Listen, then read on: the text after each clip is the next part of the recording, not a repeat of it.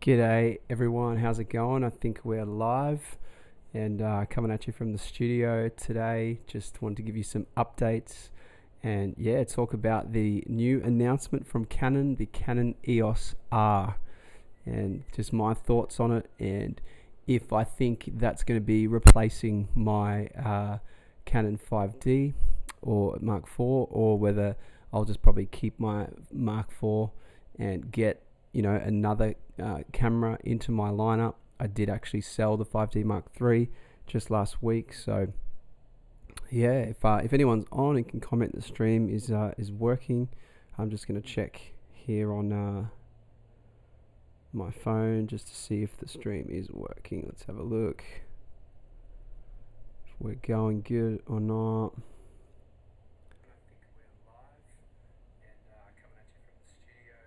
Cool, so we are working and we're live.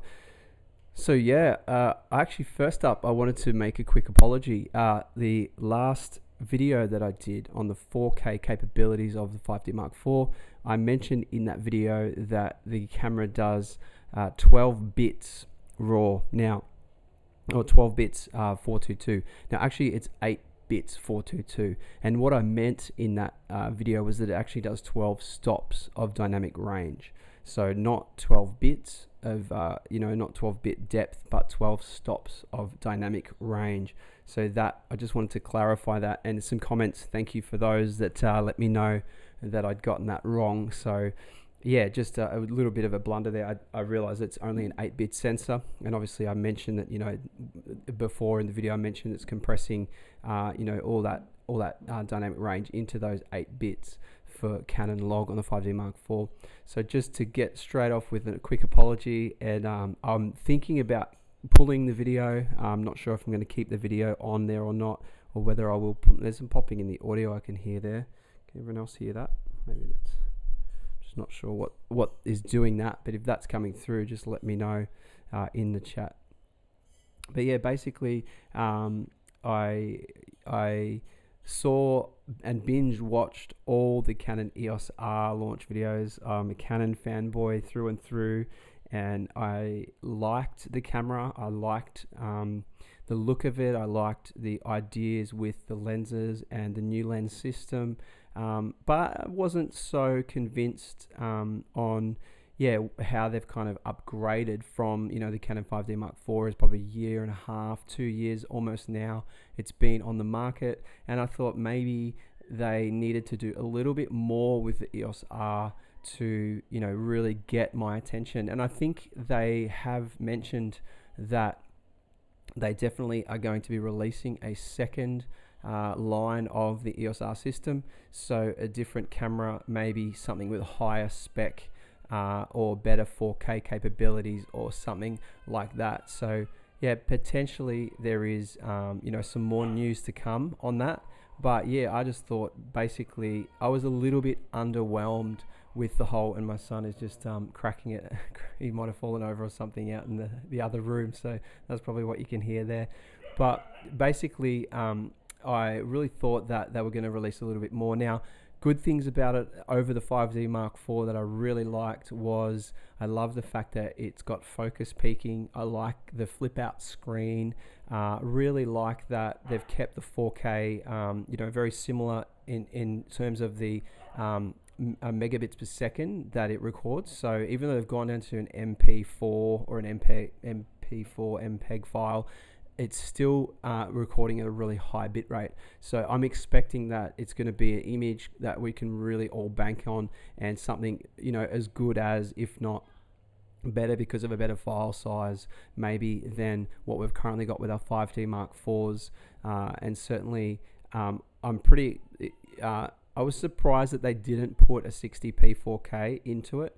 But then when I thought about it more, I thought, well, probably they've built that camera around the 5D Mark IV sensor, and so the newer iterations to that camera, they'll be putting in, I think, more stuff to kind of compete with the Sonys, the likes of the Sony, and even the 1DX Mark II. I think that's an old camera. They've kind of got to revamp that and put kind of some of those features in their lower lines and cameras now that the whole industry and everything has moved on. So I liked the look of the EOS R. I really thought the camera.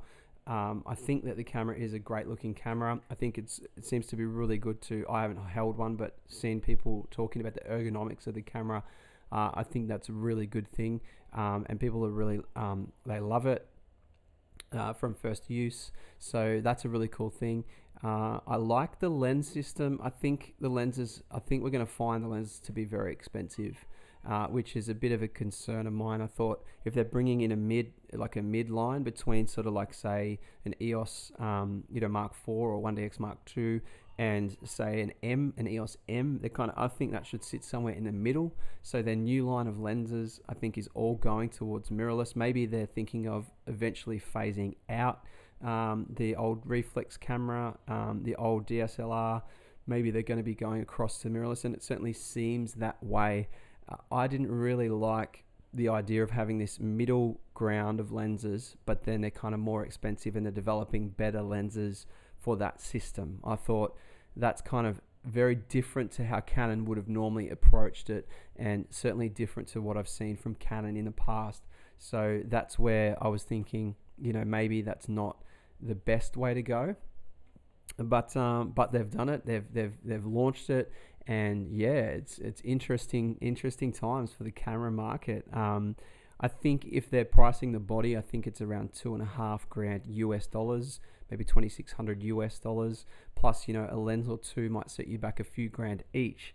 Then this system is kind of much more expensive than say an A7 III in the Sony. It's more expensive than something in the Fuji side, so more expensive than the Nikon mirrorless that just came out. So I think in terms of that as an overall system, and I know it was Caleb Pike from DSLR Video Shooter who said that the little ND, which I think is fantastic, I'll talk about that in a minute, that actually is $500 US. So just to get an ND filter, it's not built in, but it's kind of built in, a variable ND. It's a cool little thing.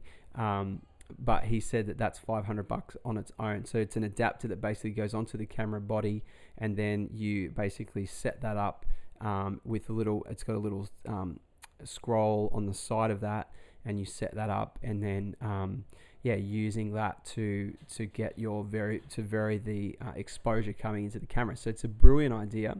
Saves them having to put it into the body of the camera. They put it out on the end of the lens on this adapter. An incredibly good idea, but for $500, that's quite expensive when you can get one for maybe a decent one like the Hoyas that I use for like $50, or Pro. What's the other one? Polar Pro now makes some as well, maybe for $100 you can get one to put on the end of the lens. So those kind of little things are cool, but expensive. I'm not sure how well it's going to do really in the market at the moment, but certainly for future and for long term, they've really done they've sort of set themselves up and said, hey, we're here, we belong here, we are gonna be continuing to revolutionize, continuing to push the barriers and boundaries, and I think that's fantastic. Now the ND, the little filter, I think it's, as I said, a great idea. There's two other adapters as well that basically mean that all the current EF lenses, the L series lenses, and also the STM APS-C lenses, they all work, which is the EFS lenses, they all work on the EOS R system with just a small adapter. I think that adapter is around $100 US. So to get set up with the camera body and the same batteries, obviously, that we use, the LPE6 batteries, or LPE6N, is it LPE6N? Yeah, so same batteries in the system, which is great as well for us if we've got 5Ds and we want to run the EOS R as a second camera. I think it's great. For a vlogging camera, this is what the 5D Mark IV is missing. It has what the 5D Mark IV is missing. It's got a flip out screen, and it's got the focus peaking. So definitely something to really be be proud of that they put that into this camera. Let's talk about the 4K capabilities based on my video of last week or a couple of weeks. And just on that, guys, I've had a cold. I've been sick for the last 2 weeks. I got it a little bit, and then I managed to get over it. And then we had a public holiday here on the Gold Coast, and so I took a day off. And then I really actually needed to take time off work. I'd been just working really hard and grinding really hard to just try and get my business to that next level. So I took a day off, and then the next day was a Saturday. So that was on a Friday. The next day was a Saturday, and I just had no motivation whatsoever. So I actually took that Saturday off as well. And so basically I took the 2 days off, and I ended up being on the Sunday, about halfway through the day, I started to feel really crook and really sick. So I had like a head cold, and I had hot and cold sweats. And so I'd had a little bit of a cold a week or two earlier. I'd managed to get over it, but then it just all hit me all at once. So that's kind of why I haven't put up a video last week, and why I've just kind of been a bit MIA on social media and stuff like that. If you've been following along on my Instagram, you can check it out. It's Michael J. Drowley. And yeah, that's kind of why I just haven't been. I've been a bit MIA. Also refocusing a little bit with the business, and I've had a lot of work quoted, and lost a lot of work this month in September to competitors. And so yeah, just trying to refocus what we're doing as a business and where we're at in terms of our pricing and things like that. So that was a big thing I was busy with this week, or the last kind of week and a half leading up to me being sick. So yeah, it's been great. It's been great like a month or so. Been doing some great work. I'm working on at the moment a big project for a corporate client of mine. It's a real estate project. It's in development, so it's not actually built yet. And working with a video with 3D renders, more of a lifestyle video, high-end real estate video. So that's been really awesome. It's kind of a new avenue for me. And we went and shot all the pieces, and shot the cafes, and shot the lifestyle segments, and then we're editing those with these architectural renders that the client has. So that's been really awesome. And then I shot a wedding actually on a Tuesday, which was a cool little thing just for a friend of mine. I don't shoot many weddings, but a friend of mine wanted me to shoot their wedding, so I went and did that, and that was awesome. But something happened on the wedding. The H5, the Zoom H5 that I use, and it's in the bag, I would grab it and show you, but basically it did something really weird where I had a compressor on because I was trying to compress if any high pops and everything came through the audio. So I had it linked up to the main Efficient's microphone. I had it plugged into his PA system, and it was like feeding audio into the H5. Everything sounded really great, and I let that run for the ceremony and also for the speeches later. Now, when I listened back to the audio, about every 2 minutes, there was like 5 or 10 seconds, maybe up to 8 seconds of completely missing audio. It's like something within the processing of the H5 had basically thought it was recording, but the card wasn't reading anything or recording anything. And so I've got a whole audio timeline, like everything I recorded is there, but it's dropping out 5 to 8 seconds of audio every 2 minutes. So I went and did like a pluralized sync up of everything to get everything synced. And I just was like, hey, this isn't syncing up, something's wrong. And so what I had to do I thought the edit was maybe going to be 6 or 10 hour edit, nice turnaround, and help my friend out. And, he was only paying me a little bit for that and just looking after me and wasn't paying me like the full price I normally charge for a wedding or video production. So anyway, I got stuck for like 3 hours fixing this audio timeline, and I just wanted to get the best snippets out of it. And I thought, well, I could go through and pull the best snippets, or I could just kind of fix it, and then at least I'll have my normal edit workflow. I'll have a normal timeline. It just have these gaps in it in the audio. So I've done that anyway, and just something that, you would never believe that would happen. The H5's been so rock solid for us since the last 3 years we've had it, or 2 years we've had it, I think now. And now, all of a sudden this thing happens, and it's like, it just puts another 3 or 4 hours into where I was trying to help a friend and look after him and his new bride. And now it's like, I got all this extra work that's just pumped on top. And that's something that you just get in business. That's something that just happens sometimes with your technology. And luckily we had 2 cameras that were rock solid, so nothing went down in terms of the camera audio. I had backup audio. I had an Efficient microphone, an Efficient the Efficient had his microphone, and I had a lapel on the Groom, so I had backup audio, no problem whatsoever. But the Efficient's audio from the mic just sounded so mint, and apart from the dropouts, it sounded awesome. So using that, I was basically quite excited that I got a great sounding audio, but obviously missing those bits and pieces was like, oh, what a nightmare.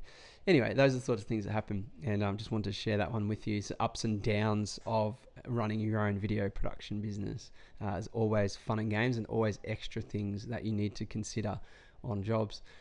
But back to where was I going with that? Just being sick, and but now feeling like a bit revived and getting back into it. My voice is still kind of a bit funny, you can hear, which is kind of why I'm using this mic and trying to get a bit up close and stuff. But basically the EOS R, like, I'd love to hear some comments and some of you guys' thoughts. I see some comments coming through now. I'd really like to know what you guys thought of it. Were you underwhelmed? Were you surprised? Were you shocked? Are you still thinking Canon is stuck in kind of this, this old school mentality? Or do you think this is going to be something that helps them come and move into the mirrorless kind of where the tech is going, where Sony has gone, and where certainly we can see now Fuji have been there a while, but we see now Nikon also moving in that space. So what are you guys' thoughts? I'd love to hear in the comments. I've got some comments here.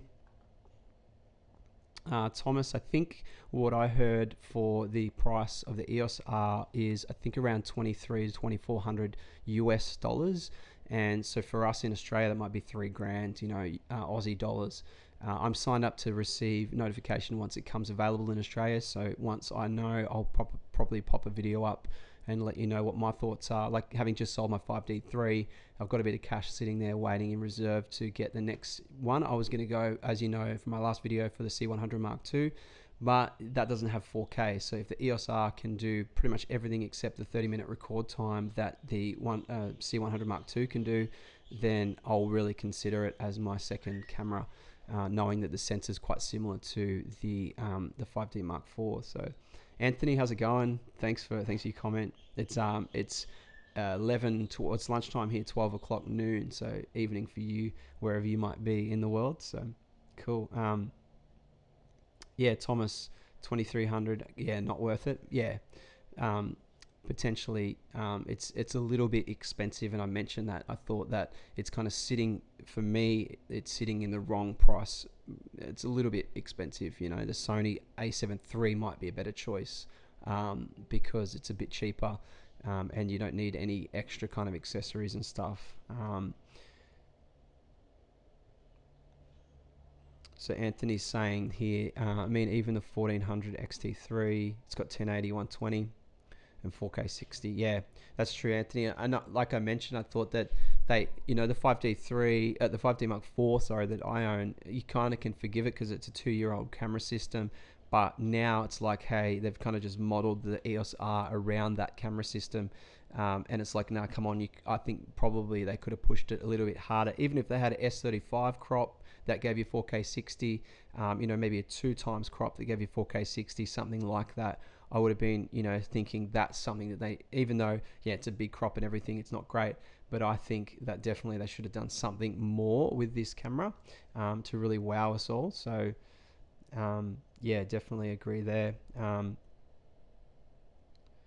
That's right. And 5G4 owners, that's probably where I'll land this thing, when I finish this live stream, is like, is it going to be worthwhile for us upgrading from the 5D4 to the EOS R? And I think at the moment that's probably not worthwhile.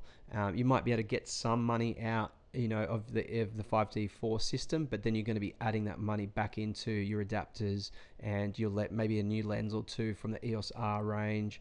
And so that's where I think the 5D4 still represents a really good product and something that is working for a lot of us who are in that mid-tier. We're not on the 1DX Mark II or 1DC. We're not on the cinema line yet, but we're kind of in that range of like, high-end prosumer or high-end, I guess you could call the 5D Mark IV professional DSLR that does video as well. And certainly the EOS R, I don't think has enough benefits over the 5D Mark IV to switch or anything like that at the moment.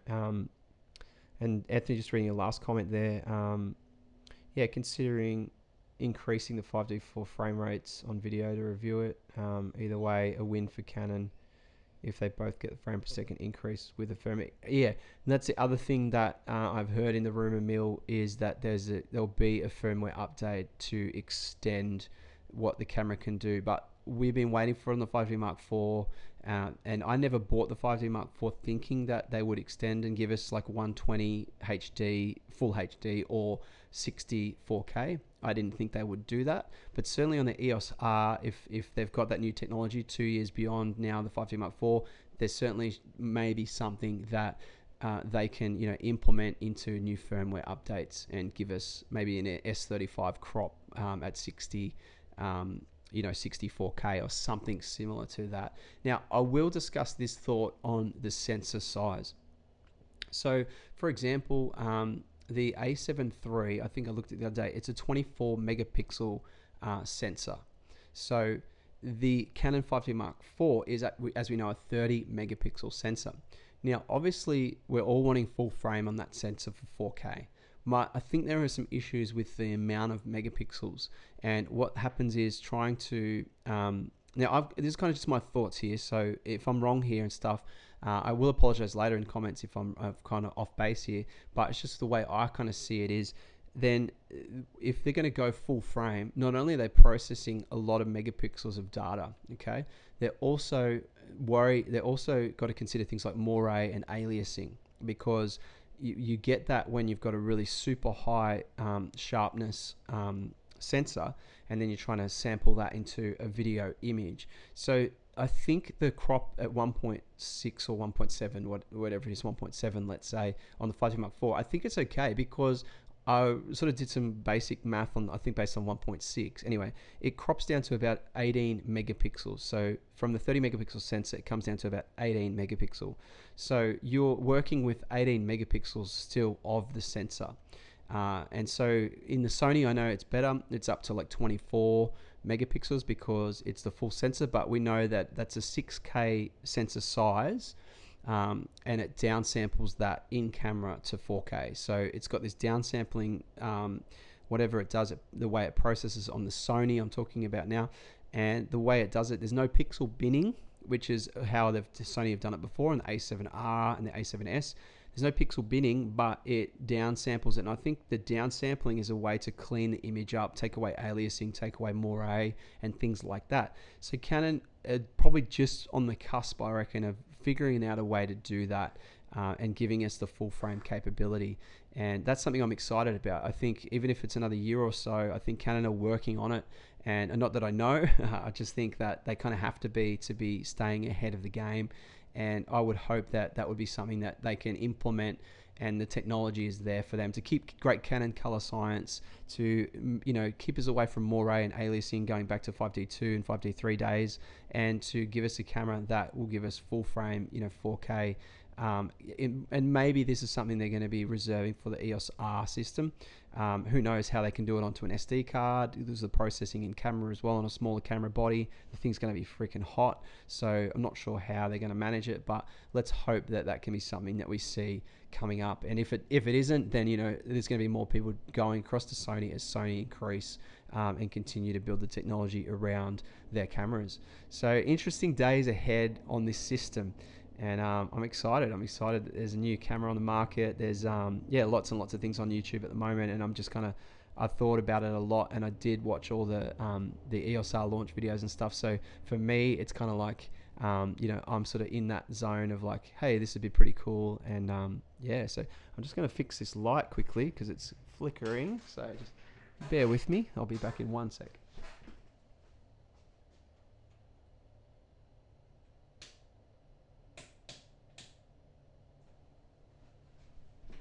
All right, that should have sorted that out. All right, just jumping in the comments again.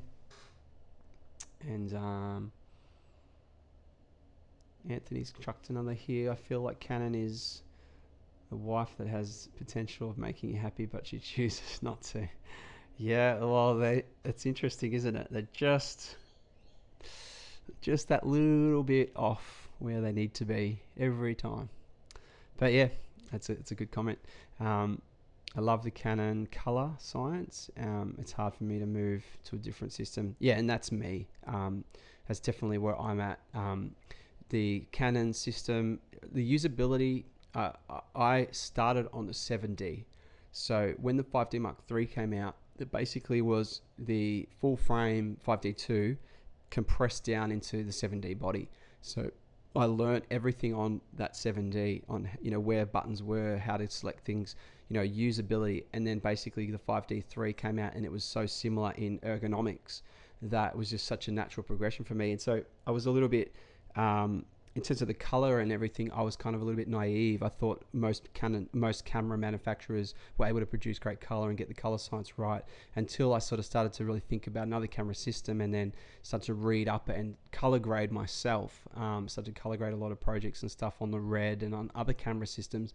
And I realized, okay, Canon really has this nailed. If you just want to shoot like something like this right now, shooting in standard, it's quite well lit, but it looks nice. It's auto white balance. I just sort of wanted to get this up, and so set auto white balance. So it's kind of like, that's where Canon have got it right. They've nailed that. So it's really good. CMAC, do you think they'll listen to consumers, give us what we want?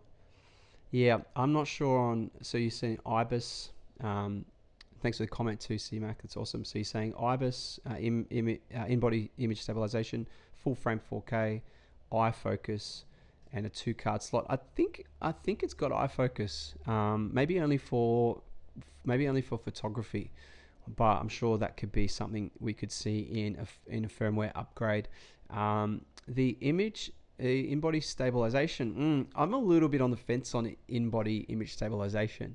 So if they did give us that, that'd be great. But I would probably, for most of my stuff where I'm wanting to stabilize a shot, then I would have to turn it off, and I may or may not use the actual stabilization on the lens. Probably would if it was one of Canon's better premier lenses, like I know the 24-100 f4 IS is awesome, so probably use it on that lens. But I would use it on a gimbal.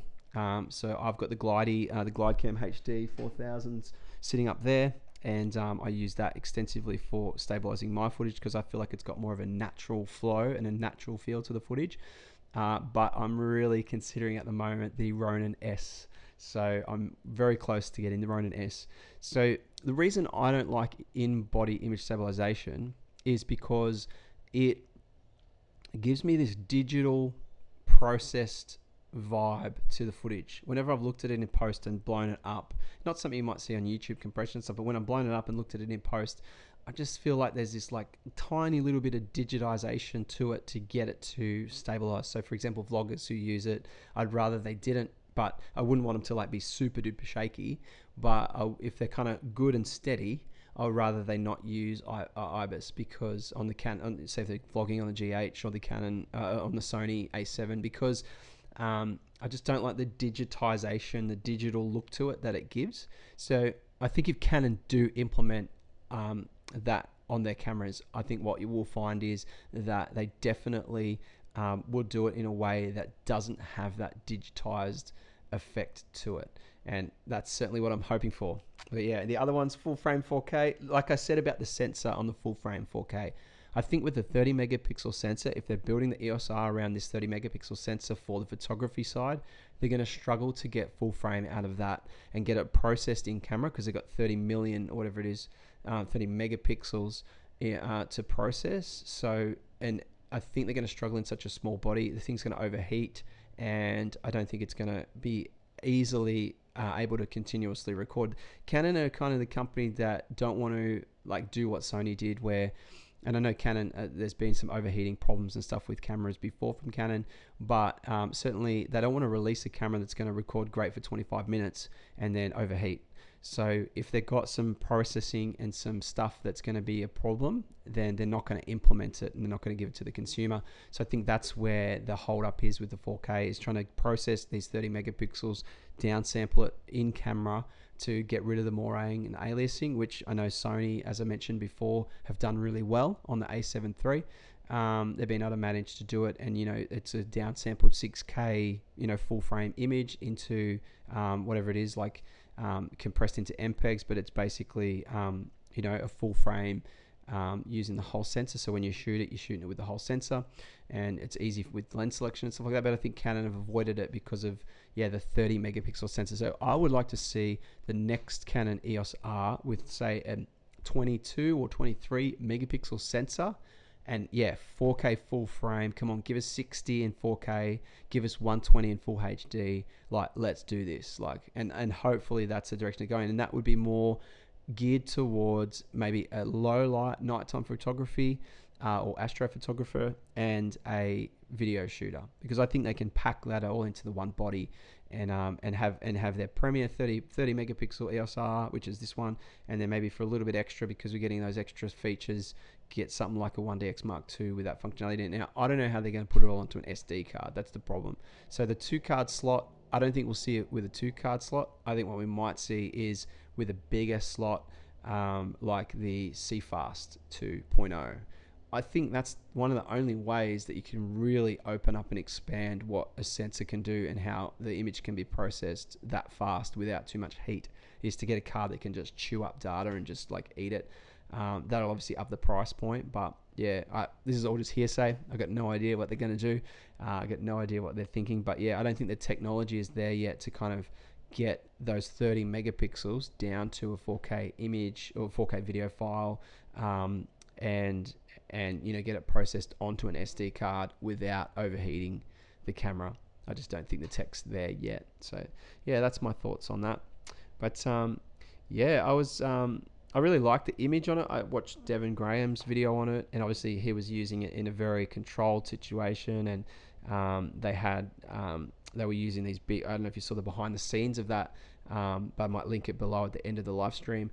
Basically, he had these big monitors as well on the back of the cameras, so he wasn't using the LCD on the camera. I don't know whether that's because the LCD is too small or whether it didn't have enough features. Maybe it didn't have zebras, but I like the fact that the EOS R's got the focus peaking. The outputs on the EOS R, so I think it's really cool that it's got the ability to output 10-bit.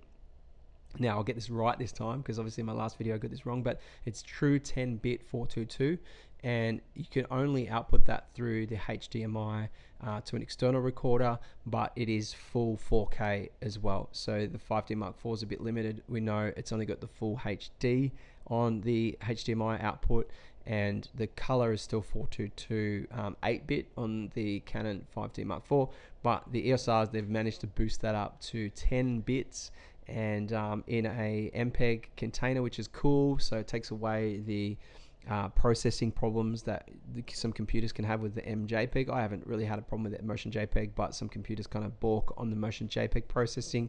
So that's a really cool thing, but still at 480, I think it is 480 megabits a second. So it's a great file. It's a great codec. That's an awesome step up, I think, in terms of what it can do. And also the C-Log. I love the C-Log implementation on it. And I'm glad they put that on. They understand that Sony's gone that way, and if they're going to catch up. They can't just keep that for their higher end stuff. They need to put that down on their normal camera lines as well. So I'm excited that they've done that, and it comes with the Canon C-Log. And I think the only other thing with the camera was obviously the opportunity for them to just continually pump out new lenses now. That's massive.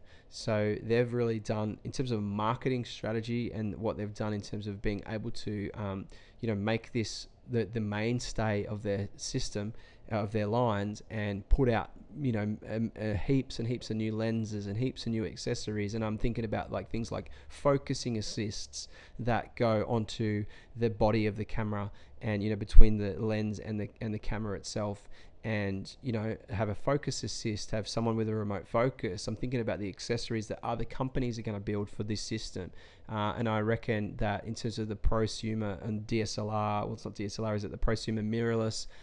The market is really open for people to come in and build different technology around this camera system. So whereas the DSLR was kind of like an older system, and not as many people were building like stuff around that, I think this is really going to change the game in terms of what is possible in the mirrorless space. And Canon have always been a little bit behind the 8 ball, but I think they have been innovators certainly with their L series lenses and the lens technology in color science, and the way that they've implemented C-Log and log profiles and Canon RAW and stuff like that, or RAW, is it RAW Light, or Canon have always been on that cutting edge in terms of the technology and the science. So yeah, let's see what comes of it all. And like I said, I've signed up to get notified of when the camera gets released. I haven't yet bought a second camera, so I've still just got the 5D Mark IV, a single camera. The 5D3 has gone off to someone in Sydney.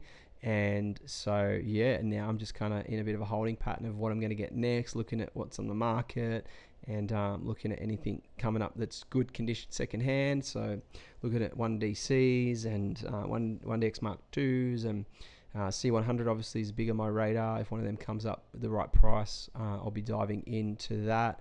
But who knows, maybe I'll hang out until the EOS R comes out, get my hands on a body, have a bit of a tester, and see what comes of it. Yeah, well, guys, that's all from me today. I just wanted to come in and check on you guys and let you know I'm still all good. I'm still here, just been a bit sick and a bit run down, but starting to be on the mend now. And hopefully you like this video. If you've watched this whole stream and you're just checking me out for the first time, my name's Michael and I run a company called Pendula. It's a video production company. I'll do a lot of content around the 5D Mark IV, which is my main camera that I use for my production company. Yep, it's a DSLR. Yep, it's predominantly photography camera, but I love it and I use it for video, and I've got a lot of videos on my channel that you could check out that really show why I like it and what I think's good about it, and some things that aren't so good about it as well. And I'm not paid by Canon or anything like that. I'm just a startup YouTuber, just kind of giving my time and some content to give back to a community that I've got so much from. And I changed from engineering to video production about 3 years ago. And I was sort of caught in a job. I was caught in a bit of a rut with engineering, and I was always creative. I like photography, I like music, and I like to produce things. So I just basically took to video production and started my own company, took a leap of faith, and here I am today, 3 years on.